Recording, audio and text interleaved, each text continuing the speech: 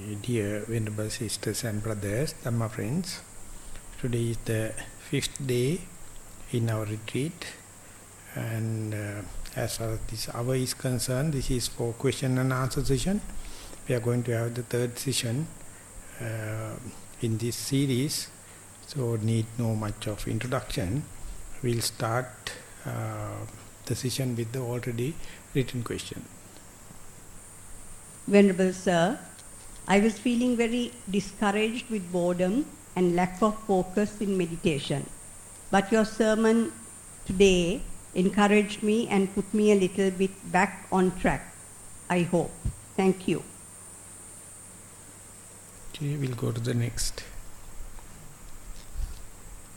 Dear Bhante, you mentioned the other day that through one-pointedness concentration, the mind expands and is able to tap into the universal consciousness. Please, can you elaborate on this further? How does one know they are about to or have tapped into the universal consciousness? With thanks. So if you take individual mind as a globe,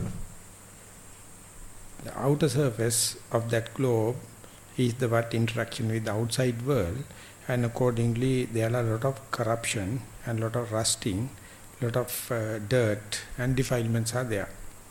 So therefore whenever you look at the globe, you see the outer surface, this is nothing but defilements.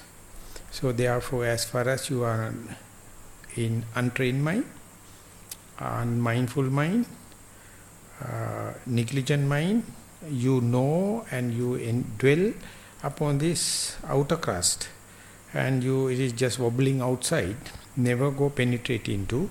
So that is why whenever you get fed up with this full of defiled life and bewildered life, some people take this religious journey, that means inward journey. More and more you go to inward, you get little bit free from these defilements, specifically the obsessional kind of defilements. And when you go there, you find that the more and more you go inwardly, the contentment increasing, and that contentment is rather immaterial kind of. And when you still go further, nearing the center, you feel everything is automatic. Nothing to do anything, but your best thing is to fit into the circumstances or the situation, and more you go to the center of your so-called mind, you find the center-wise all of us are the same. External crust is the difference. External crust indicate you are a male, female, educated, uneducated, beautiful, ugly, young, middle age or old age. All the discrimination, all the sectarianism based upon this outer crux, the defilements. So more and more you go to the center, as far as the center is concerned, you find each and every human exactly the same. So instead of associating this habitual external crust, more and more you go deep, you feel great respect for everyone, even though the other person do not know the internal purity, the genuine mind. They do not know how to go deep in, and they have never seen. They look at their mind also with respect to the outer crust, the dust, the defilement, also see others just the outer crust. So therefore, when in the penetrative journey, spiritual journey goes deep and deep, your sectarianism, your one-upmanship, your conceit, self-centeredness appear like just a conceptual thing. Rather you feel each and every human have more similarities than the discriminations. So recently in the DNA, RNA analysis, they found 99.98 we are equal. Only the 0.02% changes are there. For that change only this wars. For that change only we have love affairs. For that change only that all the kind of nonsense. But exactly the same. And you won't believe that similarity not within the human mind. Even if you measure yourself with the bacteria, still you get amazing. They paint a picture.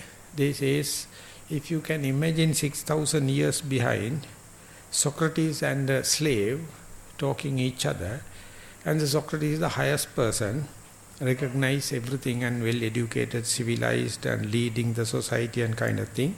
The slave has no full soul, it is half soul, but RNA, DNA-wise exactly the same. These all the attributes are made out of this craziness of the mind. It is due to the acquaintance of the society or interaction with the society. So we live sometimes 100 or more years only knowing this crux, only knowing this dust, only knowing these defilements. So much so we are irritated, so much so we are with frustration, tension. But when you go deep in, more and more you see the similarities, and therefore you never feel like exploiting others. You never feel like exploitation as well as the discrimination. You rather see, due to their acquaintance, due to their bad habits, environment, they have got their own way of life, but deep down exactly the same. And that similarity not limited to living beings, the non-living beings also exactly have the same behavior. The earth element which is functioning and manifesting within you is the exactly earth element happening on the rock, happening inside the tree, happening inside the mountain. That particular earth element do not know whether I am functioning in a living body or external body. It does not know, it does not care whether I am functioning in the male body or female body. So likewise you develop these similarities and the understanding, it is universal. But you are being bonded and collapsed to this outer crux, and you are so proud or so obsessed with understanding these personal qualities, so much so it became like a hindrance, bondage. You consider this as an endowment. Of course it is an imprisonment, it's a punishment. If you go deep inside with the concentration and the one-pointedness, more and more you see the similarities, or that's called common characteristics among humans at least, rather than understanding the discrepancies. Or more and more discrepancies means more and more frustration, more and more tension, more and more torturing, more and more burning. When you go deep down there, it's like all the rivers emptying into the sea.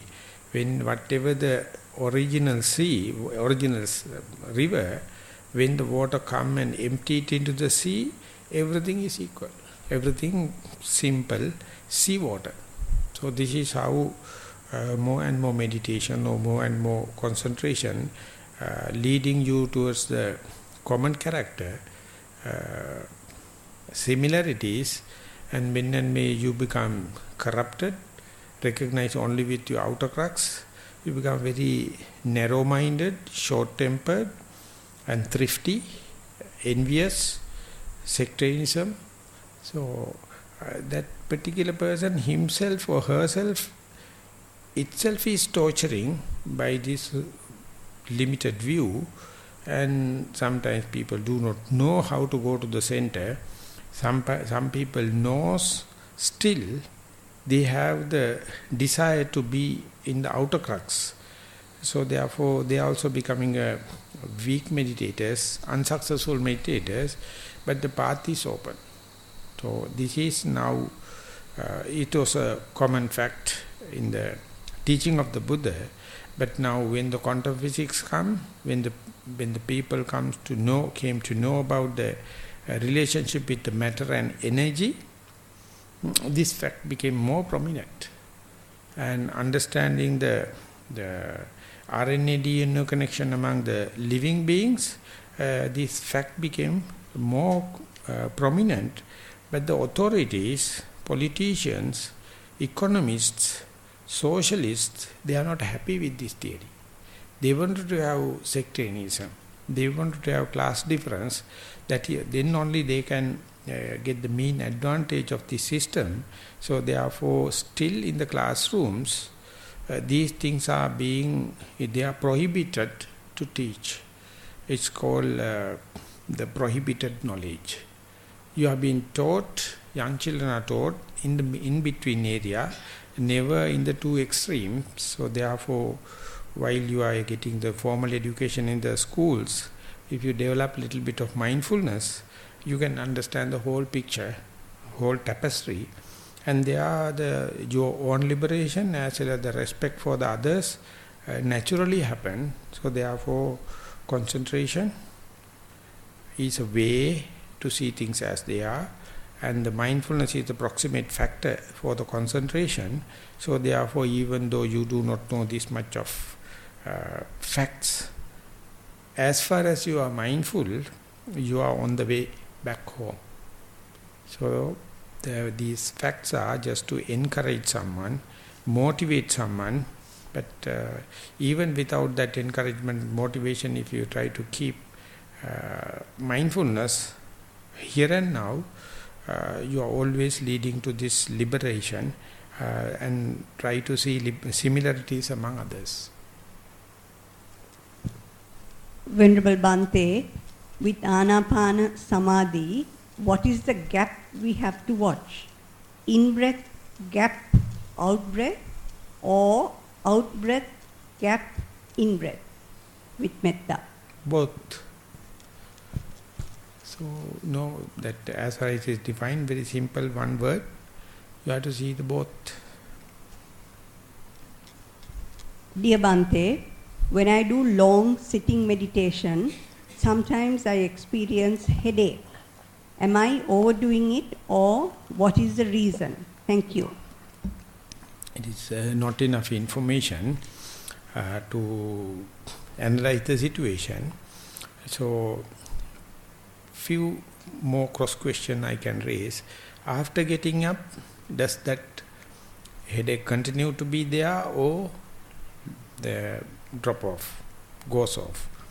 Or when is the point you detect the headache, right from the beginning of the sitting or towards the end?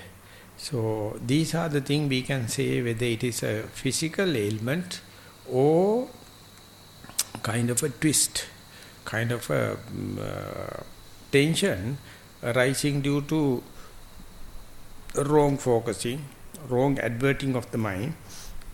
So therefore, if that particular person wish to add this information as to whether this headache continue even after the sitting, or after getting up, or when is when you can see the starting of the headache, this information will be very important to analyze. If it is not so, we are going to get the next question. If the particular questioner wish to add more, it will be helpful.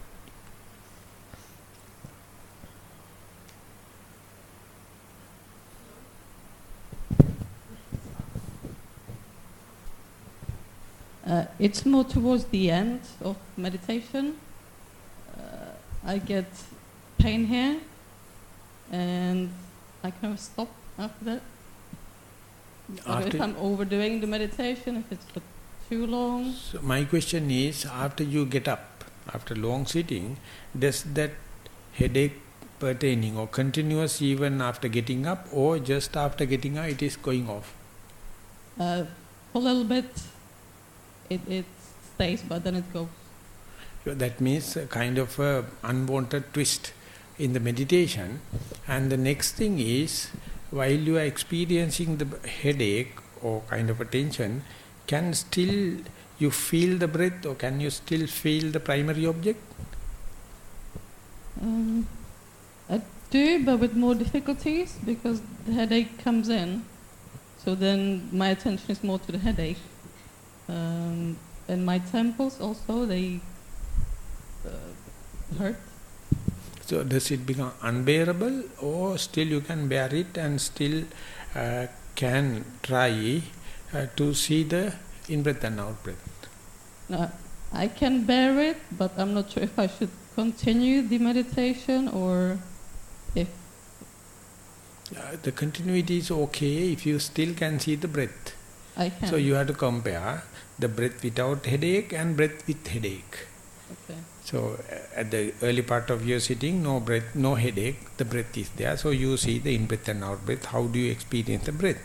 And halfway sets in, the headache comes, and it's come with very mild and slowly come up to a certain prominency, conspicuency. So there you have to see with respect to the breath. As far as you can see the breath, that is recommendable to continue. When and where the headache become unbearable, then too much of pressing or too much of regimentation is not healthy. Okay. So I should continue. So if it goes away, it's good. But what is the reason?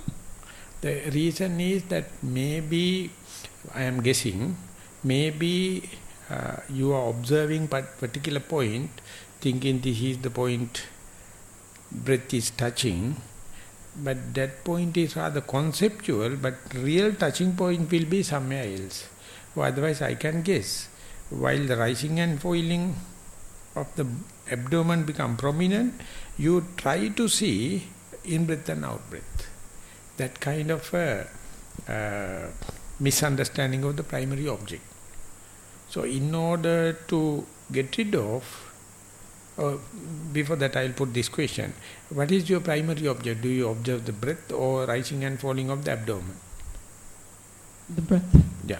So when you are, next time when you are sitting, don't directly go to the breath. Just give the comfort sitting, symmetrical sitting, relax, and try to be with your relaxation.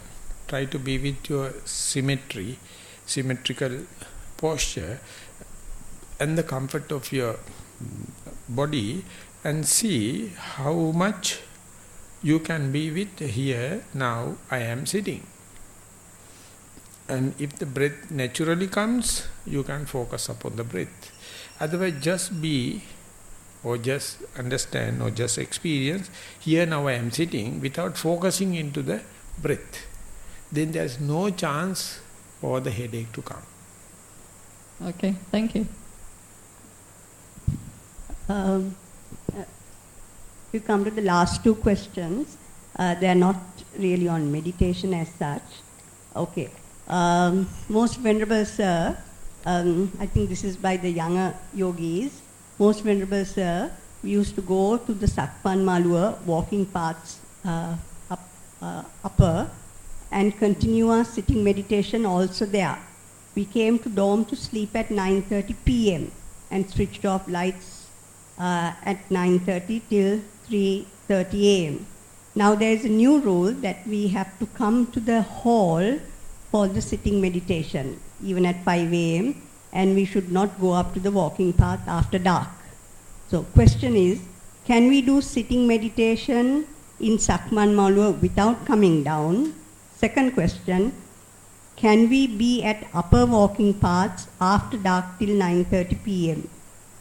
So these kind of responsibilities or that kind of decision I dedicate to the retreat organizer, because that as far as the down area is concerned, basically this is related to the females and the security and the wildlife dangers and kind of thing.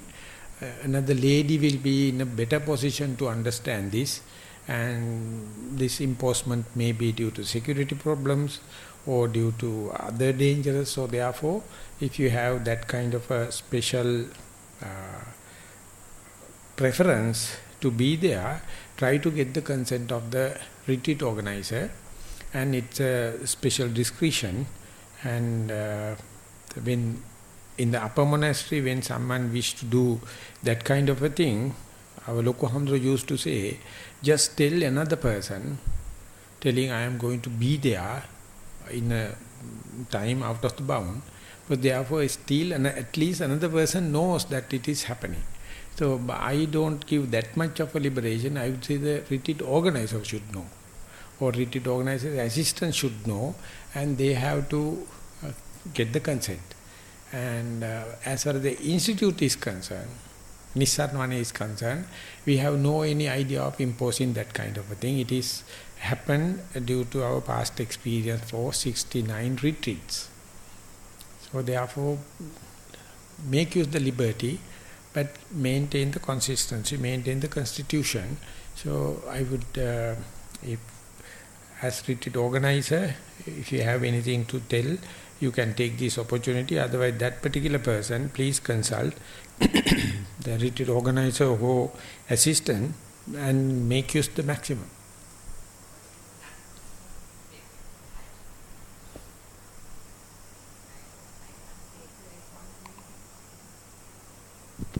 I can't take the responsibility because the young girls, they go and they come at about 9:30. So then I can't take the responsibility of that. That's why I told them not to go in the night. In the morning, of course, it's okay. And to come back. For the sitting meditation, I had told them to come 5 o'clock to be here. Yeah. Daytime, of course, it's okay.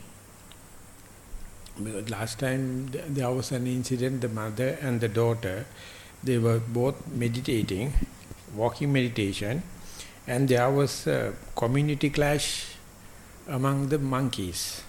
Two teams are fighting each other.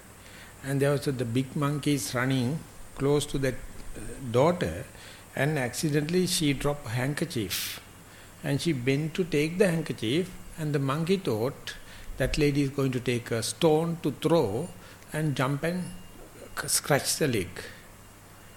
And then it's a big issue, because monkeys can spread rabies, and they can be charging people and kind of thing.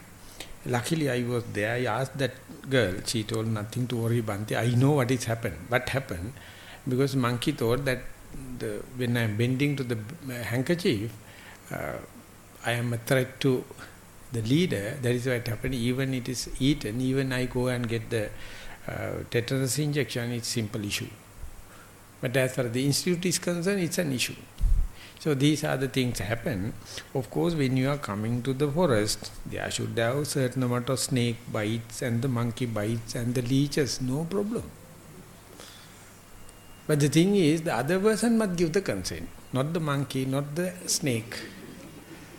Because we are in a society, we have the, ethical responsibilities. So for me, that you must imbibe, you must go into the forest and dwell upon. So therefore, that particular person to have pay something to the retreat organizer and get something, get the consent. So I leave it aside, leave it to yourself. This is the last question. Dear Bhante, I think we should not look down upon females saying they are emotional.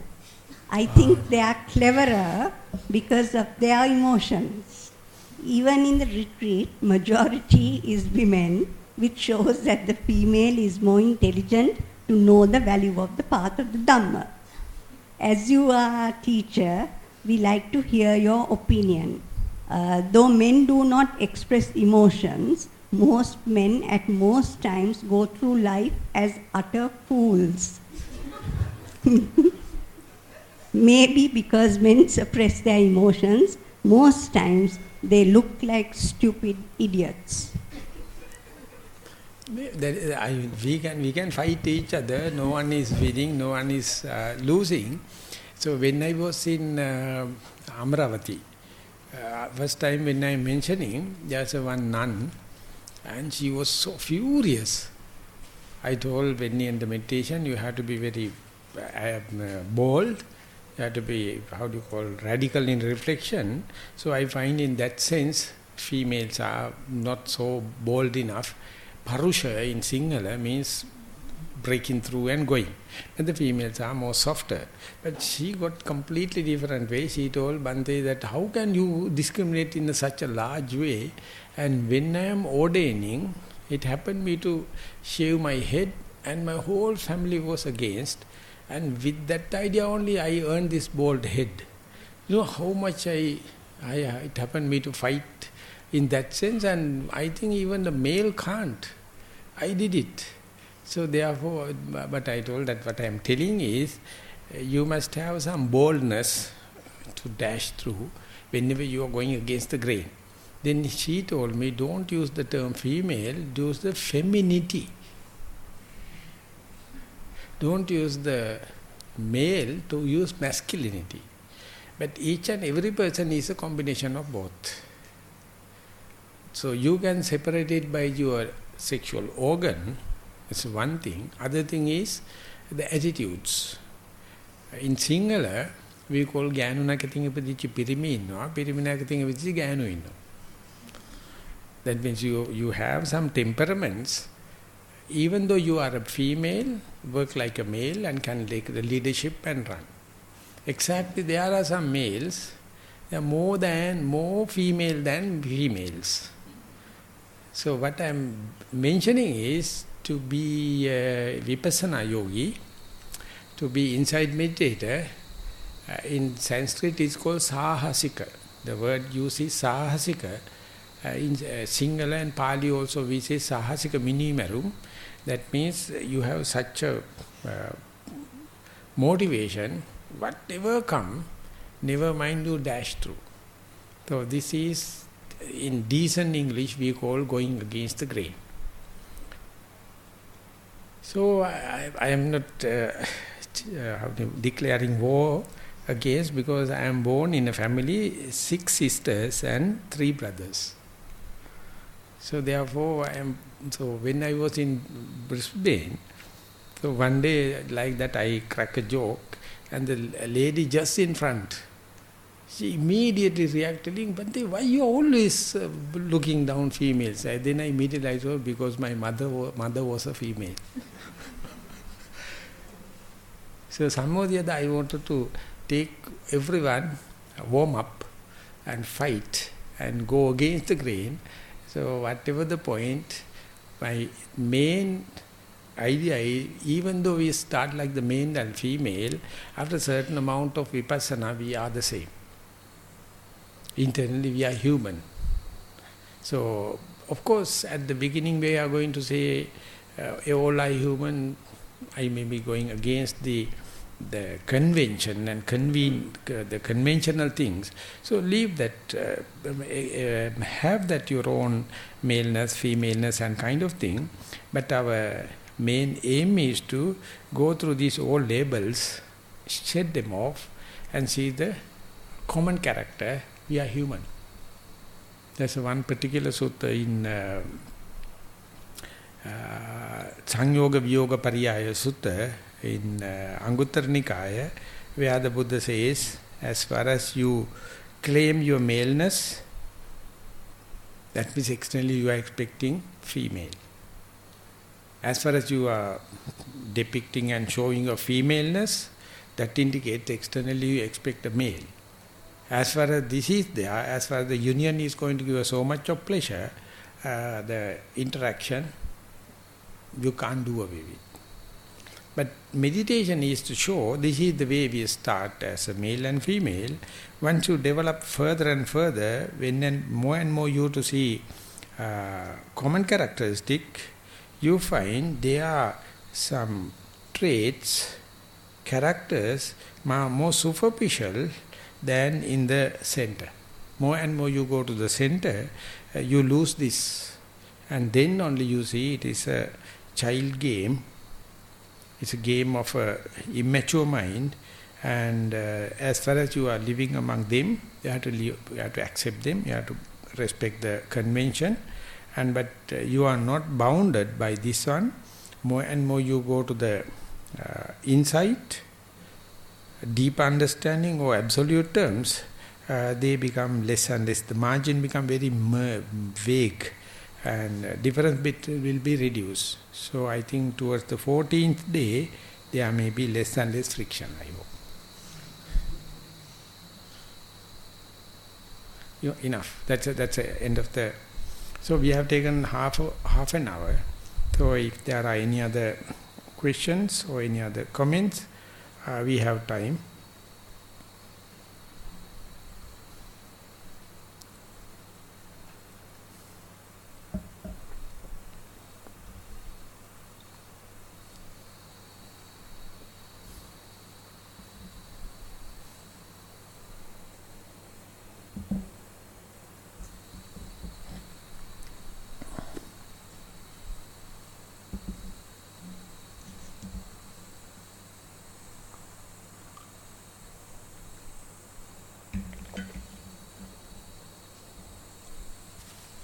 The silence indicate no more questions, so we can make use this additional time for walking meditation. We have almost 1.5 hours for walking meditation, and at the end of that session, at 3 o'clock, we'll be gathering here for another sitting session. With that reminder, I would like to state the end of this question and answer session. Thank you very much for the participation.